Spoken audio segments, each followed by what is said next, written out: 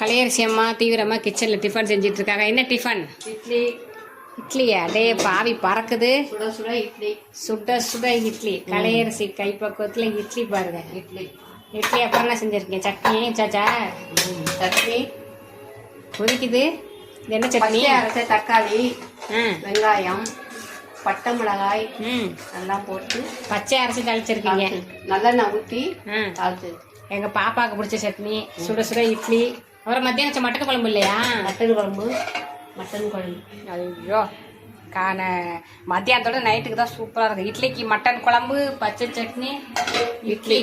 ம் பாருங்களேன், கலையரசி இட்லி சூப்பராக பறக்க இட்லி பறக்குது பறக்குது. சுட சுட சாப்பிட்டோம்னா சூப்பராக இருக்கும் சட்னியோட. பாய் சொல்லுங்க எல்லாருக்கும். சாப்பிட வாங்கன்னு சொல்லுங்க. எல்லாம் சாப்பிட வாங்க. பாய். கலையரசி அம்மா தீவிரமாக கிச்சனில் டிஃபன் செஞ்சிட்ருக்காங்க. என்ன டிஃபன்? இட்லி.